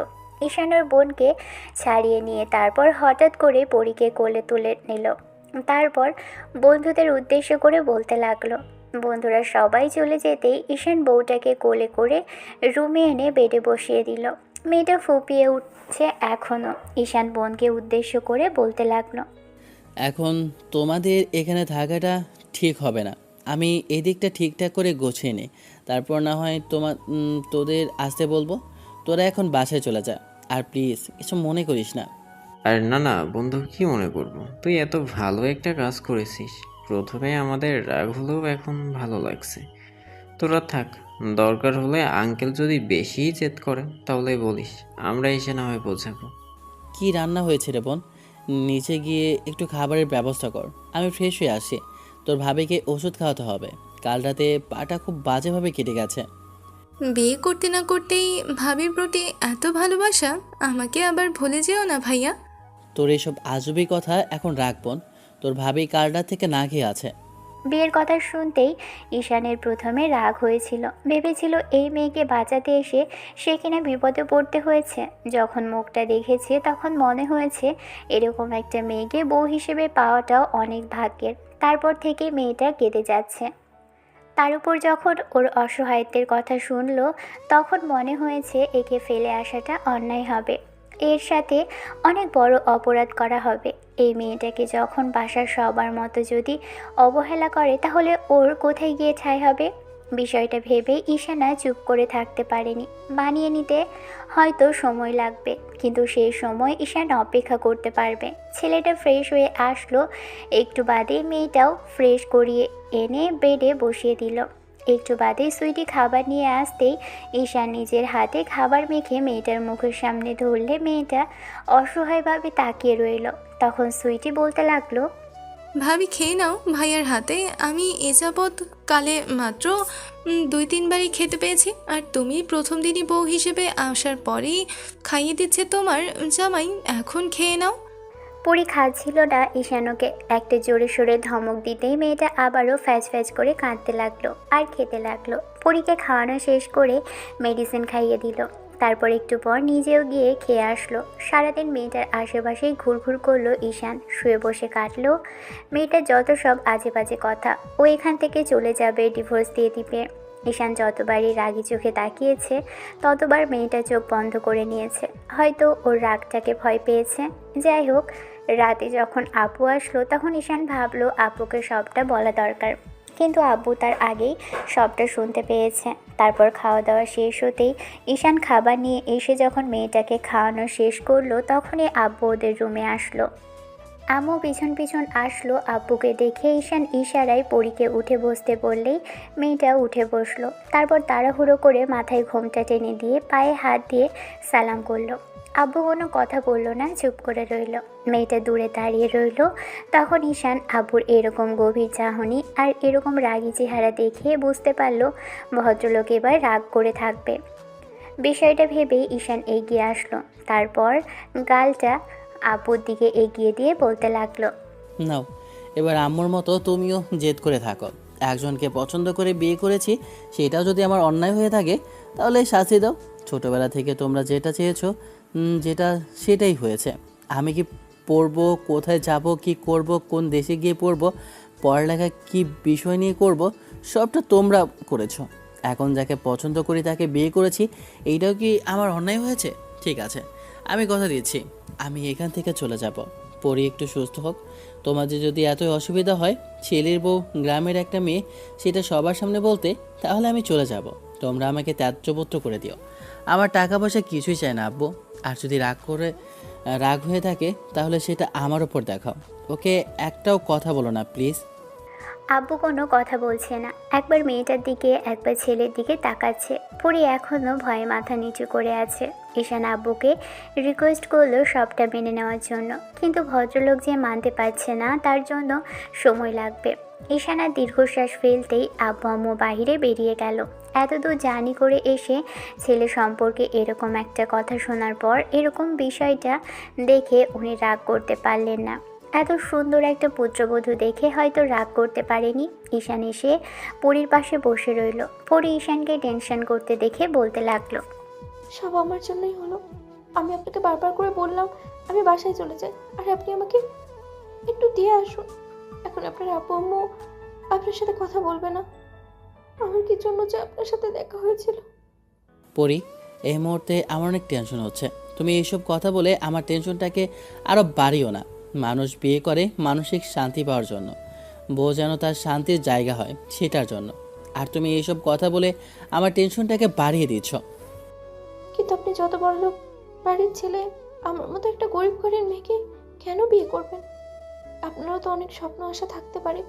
অনেক বড় ঘরের একটা মেয়ের সাথে আপনার বিয়ে হওয়ার কথা ছিল, কিন্তু সেটাও আমার জন্য আর হলো না। আপনার আব্বু আম্মুর কোথায় আশা করেছিল বলুন তো? টাকা পয়সা আমাদের অনেক আছে পরি, তুমি সারা জীবন অনেক কষ্ট করেছো, তাই উপরওয়ালা তোমার সাথে আমার দেখা করিয়েছে। এখন চুপচাপ শুয়ে থাকো। ঈশানের কথাতে পরি শুয়ে পড়ল। ঈশান ওর পাশে শুয়ে পড়তেই মেয়েটা চোখ জোড়া বন্ধ করে নিল। মাঝরাতে পরি উঠে বসলো, বুঝতে পারলো ছেলেটা ঘুমিয়ে গেছে। ঈশান মাঝরাতে কান্নাকাটির আওয়াজ পেতেই বুঝতে পারলো কেউ একজন মোনাজাতে হাত তুলে কান্নাকাটি করছে। কী কথা বলছে ঈশান সেটা শুনলো অনেকক্ষণ যাবৎ চুপ করে থেকে, তারপর আবারও ঘুমিয়ে পড়ে। পরদিন সকালে ঘুম থেকে উঠলেই দেখলো পরি একদম বেডের এক সাইডে বসে আছে, এক সাইডে চলে এসেছে। আর একটু হলেই হয়তো পড়ে গিয়ে পায়ে ব্যথা পাবে। ঈশান এগিয়ে আসলো, মেয়েটাকে আলতো করে টেনে নিজের কাছে আনলো। তারপর বুকের মাঝে মেয়েটাকে জড়িয়ে ধরতেই পরি ঘুমের মাঝে ওকে জাপটে জড়িয়ে ধরলো। বুকে মুখ গুজে দিয়ে কেমন যেন গুটিসুটি মেরে পড়ে রইল। ঈশান পরির মাথাটা বুকের সাথে চেপে ধরতেই কেমন যেন সব ক্লান্তি আর টেনশন দূর হয়ে গেল। মনে হতে লাগলো এই মেয়েটাই ওর শান্তির জায়গা হতে পারবে। ঈশান কতক্ষণ এমন করছিল জানে না, তবে যখন পরির ঘুম ভাঙলো তখন মেয়েটা লজ্জা পেয়ে ওকে ছেড়ে দূরে সরে গেল। ঈশানের ঘুম ভাঙলো একটু বাদে। ছেলেটা কিছু একটা ভেবে রুমের দরজা খুলে বোনকে কয়েকবার ডাকতেই সুইটি দৌড়ে আসলো। ঈশান কি যেন একটা বলল, একটু বাদে মেয়েটা একটা শাড়ি আনলো। ঈশান পরির হাতে দিয়ে বলতে লাগলো, এ বাড়িতে তোমার পড়ার মতো কিছু নেই, ফ্রেশ হয়ে এটা পরে নাও। ঈশান পরীকে ওয়াশরুমে দিয়ে আসলো। তারপর মেয়েটা ফ্রেশ হয়ে আসতেই খেয়াল করলো ও শাড়িটা খুব সুন্দর করে পরেছে। ঈশানের আফসোস হলো এই সুন্দরী মেয়েটা শাড়ি পরতে জানে, না হলে তো ওকে হেল্প করার ছলে বউয়ের সাথে একটু দুষ্টুমি করা যেত। নিজে নিজেই মুচকি হাসলো ঈশান। মেয়েটাকে এনে বেডে বসিয়ে দিল। তারপর অনেকক্ষণ যাবৎ অনেক কথাই বলল। পরি শুধু মাথা নিচু করে শুনল। ঈশান তখন ওর থুতনি ধরে উঁচু করে বলতে লাগলো, এই যে ম্যাডাম, পাকনামি করে নিচে যাওয়ার চেষ্টা করবেন না। পায়ে এখনও ব্যথা আছে, বেডেই শুয়ে থাকবেন। আমি একটু অফিসের দিকে যাব, সুইটিকে বলে যাব খাইয়ে দিতে। ওর কাছে আপনাকে রেখে যাব, দুপুরের আগে ফিরে আসব। কিছু কেনাকাটার দরকার আপনার জন্য। না না, আমার কিছু চাই না। তা আপনি কোথাও যাবেন না প্লিজ? সেটা বললে তো হবে না। তোমার জন্য কেনাকাটা না করলে আমাকে অফিসে যেতে হবে। আমি তোমাকে খাইয়ে রেখে যাব, ভয় নেই। সবাই তোমার উপর রাগ করে থাকলেও তোমার ননদ দেখো তোমাকে পছন্দ করে, শাড়ির কথা বলতে তার নিজের পরা শাড়িটা এনে দিল। ঈশান পরীকে ব্রেকফাস্ট করিয়ে তারপর নিজে অফিসে চলে গেল। অফিসে চলে যাওয়ার পর মনে হতে লাগলো এখন মেয়েটার কাছে একটা ফোন থাকলে অন্তত একটু ফোন করে জিজ্ঞেস করা যেত কী করছে। ঈশান অনেক কষ্টে 12টা অবধি অফিসে কাটালো। তারপর শপিং মলে গিয়ে পরীর জন্য কিছু থ্রি পিস আর শাড়ি নিল। ও যেগুলো পরতে কমফোর্ট ফিল করবে যে সেই টাইপের কিছু বোরখা নিয়ে আসলো। আসার সময় মনে হলো মেয়েটার একটা ফোন নেই। শপিং মল থেকে একটা ফোন নিয়ে তারপর বাসার উদ্দেশ্যে আসলো। বাসায় এসে কলিং বেল দিল। ঈশান আগে থেকেই ফোন করেছিল বলে বোন দাঁড়িয়ে আছে দরজা খোলার জন্য। আম্মু রেগে আছে, 1000 বার কলিং বেল দিলেও দরজা খুলবে না, তাই বোনকেই ফোন করেছিল। ঈশান বোনের হাতে একটা চকলেটের প্যাকেট ধরিয়ে দিতেই বোনটা খুশি হয়ে রুমের দিকে চলে গেল। ঈশানের হাতে এত শপিং ব্যাগ দেখে বোনটা ওকে খোঁচা দিতে চেয়েছিল, তবে ঈশান রাগি চোখে তাকাতেই বোনটা সুরসুর করে বেরিয়ে গেল। রুমে আসতেই দেখলো মেয়েটা আনমনে কিছু একটা ভাবছে। এত বেলা অবধি দিয়ে শুয়ে আছে, তবে ঘুমোয়নি। ঈশান এসে বেডের উপর ব্যাগগুলো রাখতেই মেয়েটা ধরফরিয়ে উঠে বসলো। তারপর সব কিছু বের করে ওর সামনে রেখে বলতে লাগলো, দেখো তোমার পছন্দ হয়েছে কি না। অবশ্য আমার পছন্দটা বরাবরই ভালো হয় না। ছোটোবেলা থেকে সব কিছু আব্বু আমি চয়েস করে দিয়েছে, কিন্তু বাইরে যাওয়ার পর থেকে নিজেই পছন্দ করতে হয়েছে। মেয়েটা সব কিছু ফ্যাল করে দেখলো। ঈশান একটা দীর্ঘ নিঃশ্বাস ফেললো। তারপর ফ্রেশ হয়ে এসে ফোনটা বের করে একটা সিম কার্ড ঢুকিয়ে ওর হাতে দিয়ে বলতে লাগলো, না ম্যাডাম, আপনার জামাইয়ের নম্বর সেভ করে দিয়েছি। যখন তার ভালোবাসার কথা মনে হবে, ইচ্ছে হবে জামাইয়ের খোঁজ খবর নিতে, তখন না হয় ফোন করে একটু জানাবেন, কেমন? এটা দিয়ে আমি কি করব? আমি তো চালাতে জানি না। চালাতে হবে না, ফোন রিসিভ করতে তো জানেন। তাও না জানলে সুইটি শিখিয়ে দেবে। আমি যতক্ষণ বাড়িতে আছি ততক্ষণ শিখিয়ে দেব। এসবের কিন্তু কোনো দরকার ছিল না। আপনারা আব্বু আম্মু পড়ি, আরেকবার যদি এইসব কথা মুখে আনো না, তাহলে আমার থেকে খারাপ কিন্তু আর কেউ হবে না, বলে রাখলাম। মেয়েটা চুপ করে রইল। ঈশান ওকে ওয়াশরুমে দিয়ে আসলো। মেয়েটা গোসল করে একটা থ্রি পিস পরে বের হয়েছে। সুন্দর লাগছে খুব, তবে চুলগুলো ভেজা। ঈশান ওকে টেনে এনে পেটে বসিয়ে দিয়ে তারপর তোয়ালে দিয়ে চুলগুলো মুছে দিতে লাগলো। পরি অবাক হলো ছেলেটার এত দিকে খেয়াল, সেটা ভেবেই। তারপর খাবার খাইয়ে দিয়ে প্রতিদিনের মতো আবারও কথা বলতে লাগলো। সুইটি আসতেই তিনজনে মিলে অনেকক্ষণ গল্প করলো। এক পর্যায়ে সুইটি ওদের উদ্দেশ্য করে বলল, ভাইয়া বসে থেকে ভালো লাগছে না, চলো 3জন লুডো খেলি। ঈশান একটু হাসলো। তারপর তিনজন লুডো খেললো। এমন করেই কাটলো পুরো একটা সপ্তাহ। একটা সপ্তাহে ঈশানের আম্মু তেমন করে পরীর সাথে কথা বলেনি। তবে দুপুরে যখন ঈশান বাসায় এসেছে, মেয়েটাকে এনে খাবার টেবিলে বসালে খেয়াল করেছে ভদ্রমহিলা চুপচাপ গম্ভীরভাবে খেয়ে উঠে যেত। পরীর এসব কিছু দেখার পর বারবার মনে হয়েছে এর জন্য ঈশানের সাথে আম্মু কথা বলে না। পরী ঈশানের ছোটোবেলার সব খোঁজ খবর বোনের থেকে জেনে নিয়েছে। ঈশান কি পছন্দ করে না করে সবই জেনেছে কয়েকটা দিনেই। 7 দিনে পায়ের ব্যথা অনেকটা শুকিয়ে গেছে। ব্যান্ডেজটা কাটা হয়নি, তবে ডক্টর বলেছে কিছুদিন বাদেই কেটে দিবে। ঈশান অফিসে গিয়ে মেয়েটাকে ফোন করে জিজ্ঞেস করে কখন কি করছে না করছে। পরি চুপ করে থাকে দেখে ঈশান বিরক্ত নিয়ে কেটে দেয়। পরি ভাবে হয়তোবা ঈশান ওর উপর রেগে যায়। 7ম দিনের মাথায় সেদিন পরি রুমে বসেছিল। সুইটি আজকে সকালে কলেজে গেছে, তাই আর মেয়েটার সাথে তেমন করে কথা হয়নি। এরই মাঝখানে ঈশান দুপুরে কল করে বলল ও একটু শহরের বাইরের দিকে এসেছে, তাই একা একা যেন খেয়ে নেয়, আর না হলে কাজের লোকটাকে ফোন করে দিবে, সে এসে খাবার দিয়ে যাবে। পুরী রুমে বসেছিল, তখনই কাজের লোকটা এসে ওকে উদ্দেশ্য করে বলতে লাগলো। পরি তাড়াহুড়ো করে উঠল, তারপর দ্রুত পায়ে হেঁটে বেরিয়ে গেল। এখনও খুঁড়ে খুঁড়ে হাঁটে মেয়েটা। তারপর আম্মুর রুমের সামনে এসে দেখলো ভদ্রমহিলা চুপচাপ শুয়ে আছে। ও এবার বেশ খানিকটা ভয় নিয়েই রুমে ঢুকলো। কয়েকবার ম্যাডাম বলে ডাকলেও আম্মু সাড়া দিল না। তারপর একটা সময় কাজের লোকটাকে উদ্দেশ্য করে বলতে লাগলো, বৌমণি, বলছিলাম কি যে ম্যাডামের মাথা ব্যথা করছে, আপনি কি একটু যাবেন ওনার রুমে? বলছিলাম কি চাচা, কোনো ব্যথার মালিশ করার জন্য তেল কিংবা মলম হবে বাসাতে? হ্যাঁ হ্যাঁ হবে, অনেক কিছুই আছে, আমি এক্ষুনি আনছি বৌমণি। কাজের লোকটা মিনিট 2 পরে ফিরে আসতেই পরি আম্মুর মাথার কাছে বসে পড়ল। তারপর মলম লাগিয়ে দিল, তারপর চুলে তেলটা দিয়ে দিল। একটু বাদে আম্মু চোখ খুললে বুঝতে পারলো কেউ একজন মাথা ম্যাসেজ করে দিচ্ছে। পরি বুঝতে পারেনি, তবে ভদ্রমহিলা বুঝতে পেরেছে মাথা ব্যথাটা অনেকটাই কমে গেছে। এবার কিছুক্ষণ বাদে যখন ভদ্রমহিলা নড়ে চড়ে উঠল, পরি ভয় পেয়ে উঠে দাঁড়ালো আর আমতা আমতা করে বলতে লাগলো, আসলে না মানে ম্যাডাম বলেছিল আমি অনুমতি না নিয়ে আপনার রুমে এসেছি। করিম চাচা বললে আপনার মাথা ব্যথা করছে, বাসায় কেউ নেই, সেই জন্য এসেছিলাম। মাফ করবেন, আপনার অনুমতি নেইনি। আম্মু উঠে বসলো, কেমন করে যেন মেয়েটার দিকে তাকালো। মেয়েটা অসহায়ভাবে মাটির দিকে তাকিয়ে আছে। আম্মু একটা দীর্ঘ নিঃশ্বাস ফেলে বলল, আমার মাথা ব্যথা সেরে গেছে। যাক, বাচ্চা গেল। আমি তো ভাইজানকে কল করতে চাচ্ছিলাম, আর আপামনি কেউ কল করে ডেকে নিতাম, আর ডক্টরও কল করতে চেয়েছিলাম। ওসব কিছু দরকার নেই করিম, তুমি চাও তোমাদের বৌমণি এখানেই থাকুক। মেয়েটা সেখানেই দাঁড়িয়ে রইল। আম্মু ওকে ইশারা করে কাছে ডাকতেই মেয়েটা গিয়ে সামনে বসে রইল। আম্মু ওকে বসতে বললে মেয়েটা পাশেই বসলো না, তবে নিচে বসতে গেলে আম্মু একটা ধমক দিতেই মেয়েটা চুপচাপ দাঁড়িয়ে রইল। পড়ালেখা কিছু করেছো? আর কাজ বাজ কিছু করতে পারো বাসার? পরি মাথা নেড়ে হ্যাঁ সুযোগ উত্তর দিল। পরি এসএসসি পরীক্ষা দিয়েছিল। এসএসসি পরীক্ষাটা দিতে পেরেছিলাম, আর রান্নাবান্না বাসার যাবতীয় কাজ করতে পারি ম্যাডাম। নিচে বসতে যাচ্ছিলে কেন? বেডে বসো। পরি বসে পড়ল আম্মু থেকে একটু দূরে। তারপর একটা সময় মনে হতে লাগলো ভদ্রমহিলার চোখ লাল হয়ে আছে।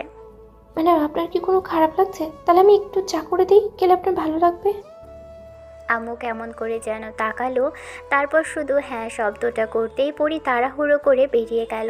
আম্মু স্পষ্ট খেয়াল করলো মেয়েটা খুঁড়িয়ে খুঁড়িয়ে হাঁটছে। তারপরও সামান্য কথাতেই কেমন দৌড়ে চলে গেল। তাহলে কি ঈশান ঠিকই বলেছিল মেয়েটা ওদের সাথে মানিয়ে নিতে পারবে? পরি মিনিট 10 পরেই 1 কাপ চা নিয়ে আসলো। ভদ্রমহিলাকে দিতেই তিনি চুমুক দিয়ে বুঝতে পারলেন অসাধারণ হয়েছে চাটা। সারাদিন পরি আম্মুর পাশেই বসে রইল। বিকেল হতেই যখন ঈশান ফোন করলো, তখন সুইটি ফোনটা এনে ভাবির কাছে দিতেই পরি ফোন রিসিভ করে। তারপর মনে হলো যে আম্মু পাশে, তাই বলতে লাগলো পরে কথা বলবে। তখন আম্মু বলতে লাগলো, এত লজ্জা পেতে হবে না, স্বামী কল করেছে, শোনো কি বলে। পরি রিসিভ করে ফোনটা কানে নিয়ে সালাম দিতে ঈশান ধমক দিল।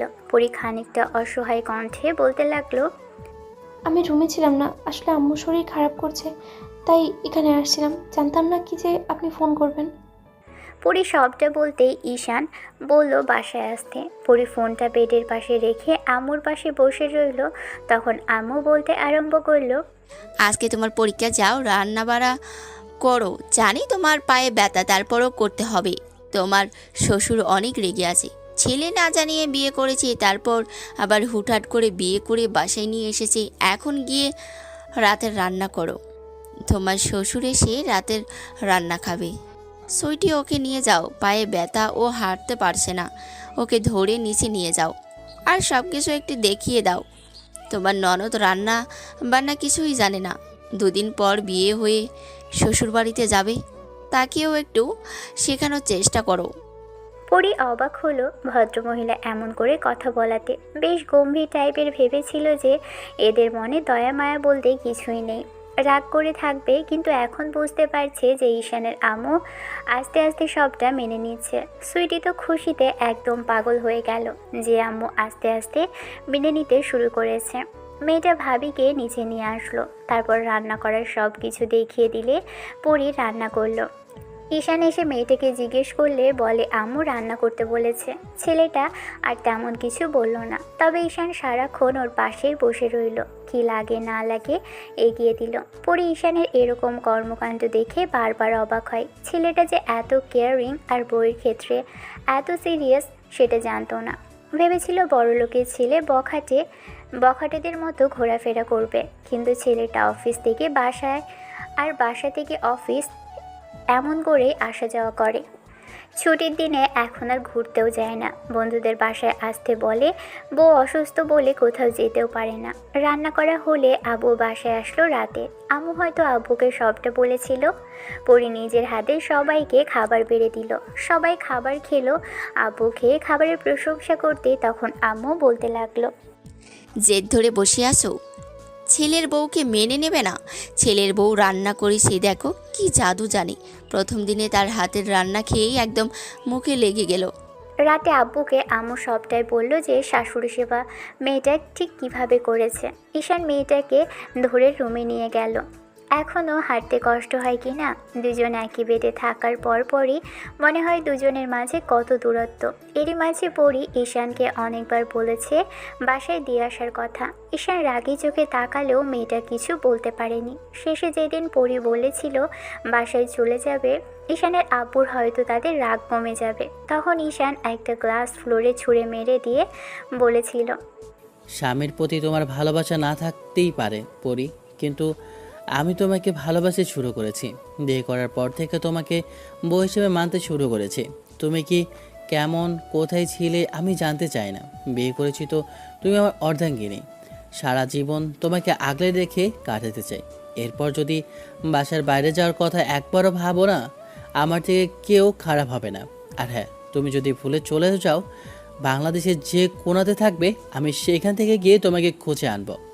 ঈশানের সেদিন ওই চেহারা দেখার পর পরীর আর কখনো এসব কথা বলার সুযোগ কিংবা সাহস হয়নি। 15 দিনের মাথায় সেদিন আম্মু পরীকে রুমে ডাকলো। এই 15টা দিনে পরীও বুঝতে পেরেছে যে 7টা দিনে শাশুড়ি আম্মু ওর প্রতি খেয়াল রেখেছে, আর বুঝতে পেরেছে যে বউ তাদের সাথে মিশে যাওয়ার জন্য পারফেক্ট। আম্মু ওর প্রতি ব্যবহারটা অনেকটাই সাধারণ। পরি রুমে এসে অনুমতি নিয়ে রুমে ঢুকে দূরে দাঁড়িয়ে রইল। আম্মু ওকে ইশারায় বসতে বললে পরি এসে সামনে বসতেই আম্মু কিছু গহনার বাক্স ওর সামনে খুলে এগিয়ে দিয়ে বলতে লাগলো, এগুলো আমার শাশুড়ি আমাকে দিয়েছিল। আমি কিছুদিন ব্যবহার করে তারপর যত্ন করে তুলে রেখেছিলাম। অনেক আগেকার গহনা, তাই ভেবেছিলাম ছেলের বউকে দেব। এখন থেকে এগুলো তোমার, তুমি এগুলো ব্যবহার করতে পারো। আম্মুর দিকে পরি কিছুক্ষণ অসহায়ভাবে তাকিয়ে থেকে তারপর একটা সময় একটু হাসার চেষ্টা করে বলল, আমার এগুলো কিছু চাই না ম্যাডাম, আমি শুধু আপনাকে একটু আম্মু বলে ডাকার অনুমতি চাই। আসলে ছোটবেলায় বাবা মাকে হারিয়েছি তো, পরিবারের ভালোবাসাটা কখনো পাইনি। পরি কথাটা বলে ফ্যাচ ফ্যাচ করে কেঁদে ফেলল। আম্মু কিছুক্ষণ চুপ করে থেকে ওর চোখের পানি মুছিয়ে দিয়ে তারপর নিজের আঁচল থেকে চাবির গোছাটা খুলে পরির আঁচলে বেঁধে দিয়ে মুখের পাশে হাত রেখে বলতে লাগলো, আমি কিন্তু তোমাকে বারণ করিনি আম্মু বলে ডাকতে। আর হ্যাঁ, এগুলো লাগবে না বললে তো শুনবো না। এগুলো তোমাকে নিতেই হবে। এগুলো দায়িত্ব যেমন তোমার, তেমনি আমার ছেলেটার দায়িত্বও তোমার। খুব গুছিয়ে সংসারটা সাজাতে হবে। আর হ্যাঁ, খুব শীঘ্রই আমাদের সুখবর দিতে হবে। বেশি দেরি করলে সেটা কিন্তু শুনবো না। সারাটা দিন পরি আম্মুর কাছেই বসেছিল। আম্মু পরির মাথায় হাত বুলিয়ে দিয়েছে, পরি শাশুড়ির মাথায় তেল দিয়ে দিল, অনেকক্ষণ মাথায় হাত বুলিয়ে দিল। শাশুড়ি আর বউ একদম মিলেমিশে একাকার হয়ে গেছে পুরো একটা মাস যেতে না যেতে আব্বুর রাগটাও কমে এসেছে। সেদিন যখন রাতে আব্বু ওদের বলল যে একটা রিসেপশনের অনুষ্ঠান করবে, তখন ঈশানের বোঝা হয়ে গেল যে আব্বু আর রাগ করে নেই। আব্বুর কাছে পরি অনুমতি চাইল। আব্বু বলে ডাকার। আব্বু তখন মেয়েটার মাথায় হাত বুলিয়ে দিতেই পরি কেঁদে ফেলল। ফাইনালি ঈশান পরীকে একটা পরিবার দিতে পেরে অনেক বেশি খুশি হলো। পরীর একটা পরিবারের খুবই প্রয়োজন ছিল। পরি রাতে অনেকবার ঈশানকে ধন্যবাদ জানালো এত ভালোবাসাপূর্ণ একটা পরিবারের সাথে ওকে পরিচয় করিয়ে দেওয়ার জন্য। পরি ভেবেছিল যে এই বাসা থেকে ওকে চলে যেতে হবে, ঈশানের পরিবারের সাথে কখনো মানিয়ে নিতে পারবে না। এখন আব্বু আম্মু আর বোন একদম ওকে আগলে রেখেছে। আর যাকে বিয়ে করে এ বাড়িতে এসেছিল সে এক কথায় অতুলনীয়। সে সব সময় বুক দিয়ে পরীকে আগলে রাখে। রাতে পরি খেয়াল করলো ঈশান বেডের এপাশ ওপাশ করে হয়তো মানুষটা ওকে কাছে পেতে চায়, কিন্তু কখনো বলতে পারে না। বিয়ের সময় পরি দেখেছিল ঈশান ওর থেকে বয়সে 6 মাসের ছোট হবে। সেজন্যই পরি অবাক হয়েছে যে একটা জুনিয়র ছেলেকে বিয়ে করলো আর সে কিনা সিনিয়রের মতো ওকে গাইড করে। পরদিন দুপুরে রান্না করা শেষ করে পরীর সবার খাওয়া দাওয়া শেষ হয়ে গেলে রুমে এসে ঘুমানোর চেষ্টা করলো। ঘুম আসছে না। লোকটা আজকে বাসায় আসেনি, এখনও পর্যন্ত ফোন করলো না। পরি ফোন করেছিল, রিসিভ করেনি। ঈশানকে শুধু এটা মেসেজ করে দিয়েছে পরি। যেখানেই থাকবেন সাবধানে থাকবেন, খুব বিদ্যুৎ চমকাচ্ছে, আর সময় মতো দুপুরের খাবারটা খেয়ে নেবেন। ঈশান মেসেজটা দেখছিল, তারপর যখন বাসায় আসলো খেয়াল করলো মেয়েটা ব্যালকানিতে দাঁড়িয়ে বৃষ্টি বিলাস করছে। ঈশান অনেকটাই ভিজে গিয়েছিল, তাই এসে ফ্রেশ হয়ে তারপর ব্যালকানিতে আসতেই খেয়াল করলো হালকা বাতাসে আর পানি ঝাপটায় বারবার এসে পরীর মুখে পড়ছে। মেয়েটাকে পানিটাও এসে ছুঁয়ে দিচ্ছে। তাতেই পরীকে ভীষণ স্নিগ্ধ লাগছে। কালো শাড়িটা ভিজে গেছে, বাতাসে পেটের উপর থেকে শাড়ির আঁচলটা সরে যাচ্ছে, মুখের উপর এসে চুলগুলো পড়ছে, আর পরি আনমনে বৃষ্টি দেখছে। অন্যদিকে ঈশানের মনে হতে লাগলো আর কতদিন এভাবে বইয়ের থেকে নিজেকে দূরে রাখবে। এখন অন্তত কাছাকাছি আসা দরকার। কদিন বাদে রিসেপশনের অনুষ্ঠান হয়ে যাবে। আম্মুও বলেছে খুব শীঘ্রই বেবি নিয়ে নিতে। পরীর মুখেই সেটা সেদিন শুনেছিল। মেয়েটা লজ্জা পেলেও বলেছিল। ঈশান এসে আলতো করে পরীর শাড়ি গলিয়ে পেটের উপর দুহাত রেখে তারপর ঘাড়ি আর গলায় ঘষে দিয়ে কানের কাছে আলতো করে চুমু খেয়ে বলল, আমার বউটা কি করতেছে? পরি চমকে গিয়ে ঈশানকে ছাড়িয়ে নিলে, তারপর ছেলেটার দিকে ফিরতেই দেখে পরি লজ্জায় রাঙা হয়ে গেছে। হঠাৎ করে কাছে আসলাম বলে খারাপ লাগলো পরি? একটা মাসেও আমার ভালোবাসাটা তুমি বুঝতে পারোনি। আমি তো হুটহাট করে বিয়ে করলেও তোমাকে ভালোবাসার চেষ্টা করলাম, এত কাছাকাছি থাকি, তারপরে মনে হয় আমাদের মাঝে অনেক বেশি দূরত্ব, তাই কাছে আসতে চেয়েছিলাম। তুমি তো কখনো বলবেও না আর অনুমতি দেবে না, তাই জোর করেই আসলাম, কিন্তু তোমার এত খারাপ লাগবে ভাবিনি। ঈশান মন খারাপ করে রুমের দিকে চলে যেতে গেলে পরি ঈশানের হাতটা ধরে ফেলল। ঈশান ওর দিকে ফিরতেই পরি ওর বুকের উপর আছড়ে পড়ল, তারপর দু হাতে জড়িয়ে ধরল ছেলেটাকে। বুকে মুখ গুজে দিয়ে চুপটি করে রইল। ঈশান দু হাতে মেয়েটাকে জড়িয়ে ধরল, তারপর চুলের ভাঁজে চুমু দিতেই বলতে লাগলো, কি হয়েছে বউটার? আজকে নিজেই জড়িয়ে ধরলো যে? জানি না কি হয়েছে, তবে আমার মনে হয় আপনার ভালোবাসাটা আমার খুব বেশি প্রয়োজন ঈশান।